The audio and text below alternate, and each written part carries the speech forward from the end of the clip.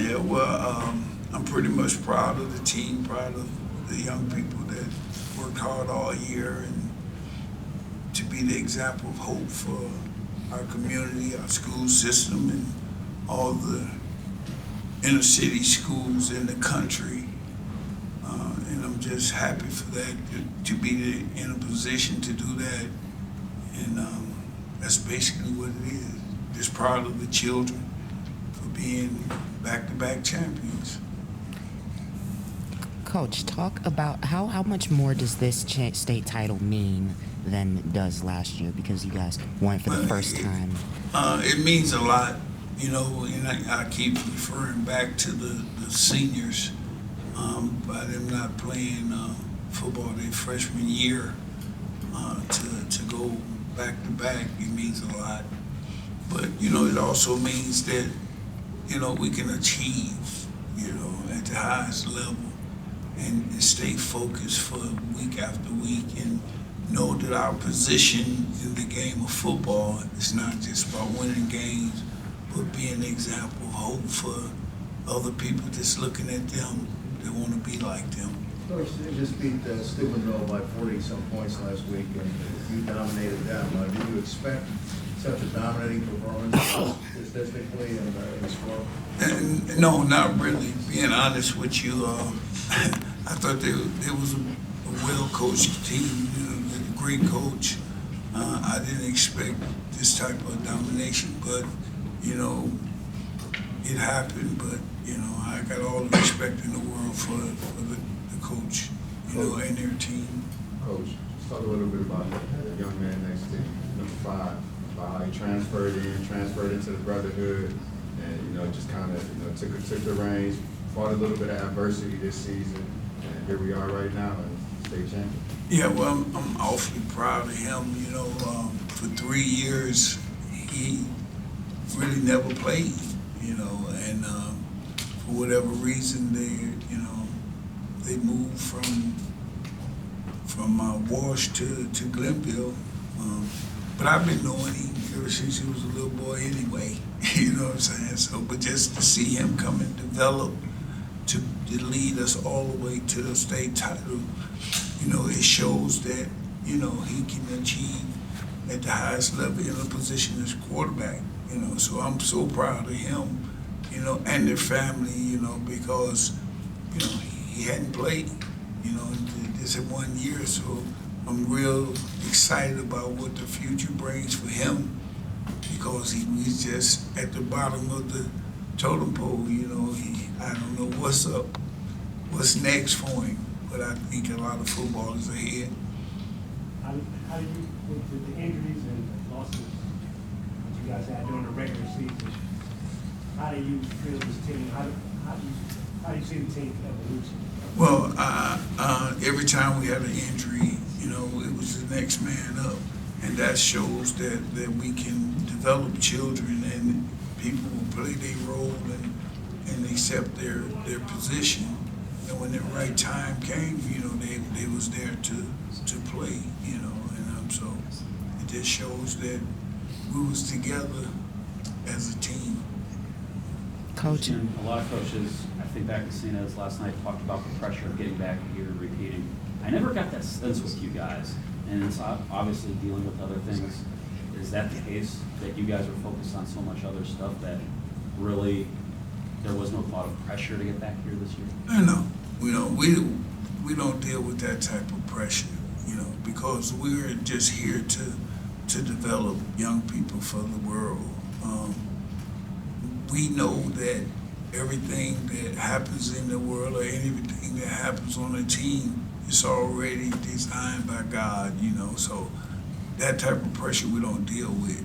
We just deal with the pressure day to day to make sure that the kids have a proper understanding about why we play football, why we do what we do, because that'll give us an opportunity to engage with them. So we're teaching, not football only. We're teaching the game of life, and so we don't deal with that type of pressure. We don't care about that. How different was the approach, if it was different at all, this year, knowing that you won it last year, so you kind of got that monkey off your back a little bit, not having to worry about trying to get that first one. What was different this last couple of weeks compared to last year's last couple of weeks? I think that the different part was that we knew we had to work hard, you know, that nothing is going to be given to us. We knew we had a bullseye on our back, you know, and we have pride in just developing and being fundamentally sound and just being that professional team. So I think that's what we deal with all the time. So we don't deal with pressure. We don't deal with none of that. We know it's our obligation, you know, as a team and as a program to make sure that we are being the guiding light for other people. Coach, as far as I think that, you guys have been part of both championships. We just talk about, you know, just what you guys remember most about winning both. I know obviously your winning is most important, but what is something that you guys remember, whether it's your brothers, whether it's something you do, what is something that you remember about this legendary run for these past few years? I say being around DeMarion since I was around like eight years old, us having that chemistry, every game telling us we got each other backs no matter what. Just coming to Ginn and Glenville is a spiritual place. Like you never do nothing without God. We always pray. We always had chapel. Just being around this guy and Fred and all the rest of the seniors, it's like a brotherhood. Everybody come together and play as a team. That's what we've been working on for 9-12 months. Yeah, so with me, it's just the team period, you know, just them picking me up when we was down, you know, me picking them up when they was down. It's just like so much love for the people around me. It's just, I can't even express it right now. You know, everybody on the team deserves this, you know, all the hard work and dedication we put through the years. Last year and this year, you know, it's been really tough. All the injuries we done had, the losses, but you know we fought back through that adversity and we came out on top. Deshaunte. Is it bittersweet that Bryce couldn't play with you guys tonight for one last game? You know, yeah, because you know me, Bryce, D, Fred, we've been playing with each other for forever. Never missed a game with each other. So you know tonight, without Bryce out there, it just feel like we just had to come out on top for him and for the team.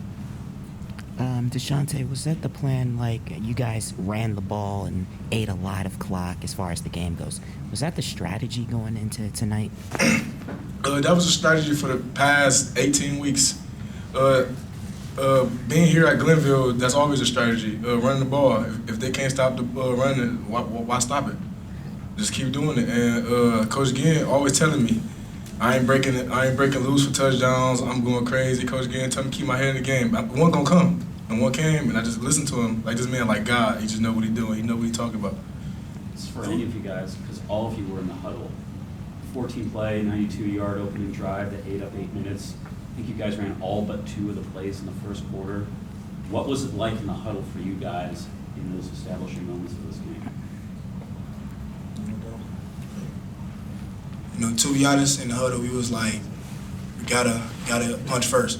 You know, we punched first. You know, that'll get them down a little bit. You know, our defense stood their ground, and you know, our offense was so smooth. You know, just giving the ball to 7, Deshaunte, just like can never go wrong. And you know, just number 5 and number 53 over there. I love those guys, man. You know, this year we all came together. You know, just beginning of the year when Rue came over, it was just like he's a brother. Or already no conversation needed. He's a brother. You know, we had to take him under our wing and get him used to Glenville football. Deshaunte, this looked like a hard-hitting team you guys played, but I think of something CJ mentioned last week about you guys being prepared for these moments. Ovid, IMG, Avon.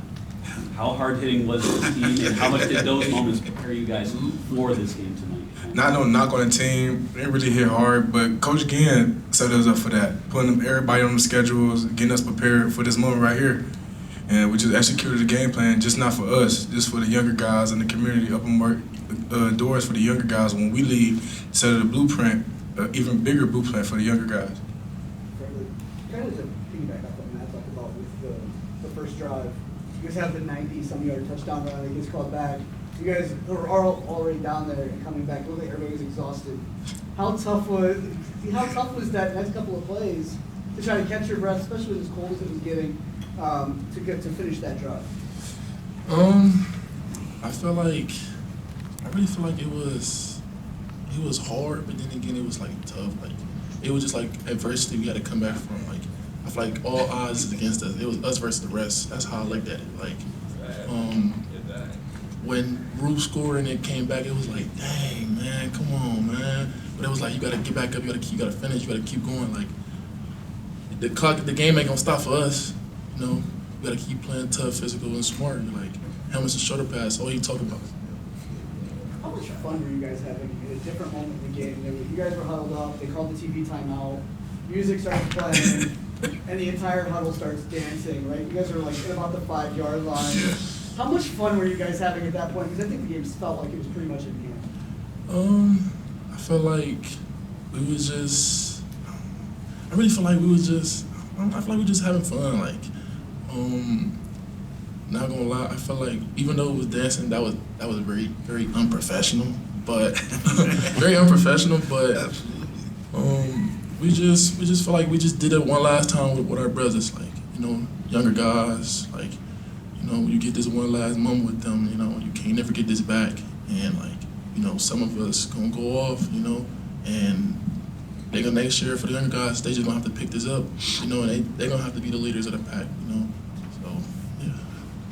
Ruel, we haven't heard from you. What was this environment like for you tonight? 'Cause you played one hell of a game. This was crazy. I mean, coming in this season, no experience. I mean, I'm really at a loss for words. Coming in, transferring here, they just took me in like brothers. I feel like I had more pressure on myself than they had on me. So just showing everybody I could be a leader, leading this team. I don't know, it's crazy. I don't even know what to say. You may not know what to say, but I saw you nod your head when you talked about it. Oh yeah. What did you think about 5 tonight? Five played a great game. Played a great game every game. Just him being here. Him leading our team as QB1. It's just he knows the playbook like the back of his hand. He never mean to anybody, never bring down anybody. He's always uplifting. So I feel like he played a real big part in this state championship. Without him, I feel like we would have had some struggles through the season. But he came through for us. I love him.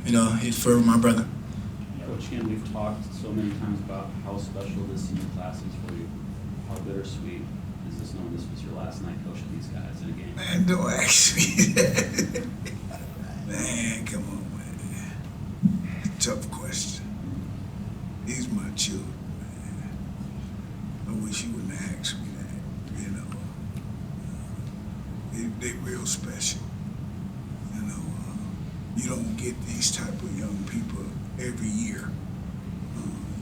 Been knowing them from when they was babies and been around them, it's tough. It's tough to see them leave because I know what the world is about, and you, just like anything, you want to protect them all the time. But it's time for them to go, so. I'll ask it in a better way. Did they bring Glenville back? Oh, absolutely. They brought them back, But we knew that when it was in the 7th and 8th grade, I can go back to, I was in Colorado with one of my kids that went to Colorado, and I was watching all of them on national TV in Florida when it was in the 8th grade, and I was showing the coach, Mel Tucker, I said, these are the guys right here, and now you see who there's Bryce and Toe and D, they played in that national game. So, we stayed focused for the last 4 years, and they moving on in their life, which, you can't be selfish. Time for them to go. Okay, anything else here? Coach, can you just speak to Demarion and you've had a lot of great receivers come through your program, but kind of been a lot of track and speed guys. He's obviously a bigger bodied kid. Just the versatility and matchup problems that he causes for other teams. Well, and I've said this before, I've been in Glenville since the 70s, and I can think of 3 people that have came through Glenville, and It was Terry Jones back in the 70s. It was Dwayne Shields in the 80s. And it's Demarion Whitten. He can play 7 positions on the football field, can be a pro at all of them. He can kick, he can punt, he can quarterback, he can be receiving, he can be a tight end, he can be a defensive end, he can be a safety, he can do it all. And just my time of coaching, I haven't seen but 3 people that come like that. And he's one of them. And he's real special. The thing of it is that for him as well, I don't know what the future brings for him, but his football is still ahead of him. And I think he's going to be a superstar at Ohio State. Deshante, you talked about running the ball, getting the plan all the time. You just talked about your offensive line, the guys who were dominating everything. Yeah, offensive line work hard every day. They actually do scout offense too, so they always working. I love them guys up front. They always tell me run behind me. All 5 of them. I'm like, which hole am I supposed to go through? Which one? But yeah, I love them guys, especially Fred. He does a wonderful job helping them other 4 out. Been an experience because he played last year and. Everybody else did, all the other 4 did. But yeah, them 5 guys, I really love them. They do their job, for sure. Okay, we all good here? I can say something right quick. You know, they don't get enough credit, but I want to shout out the coaching staff because without them, we would not be in this position. You know, G just taking us under his wings since we was kids, and then like every other coach just taking care of us, even if they didn't have to or they always wanted to. It's no I don't got that. It's always I got you and forever in life. And I just want to thank them, thank my teammates, and thank my parents and all the parents that came out to support us today. And back to back, man, back to back. I think I saw every coach except for Coach Ginn get dunked.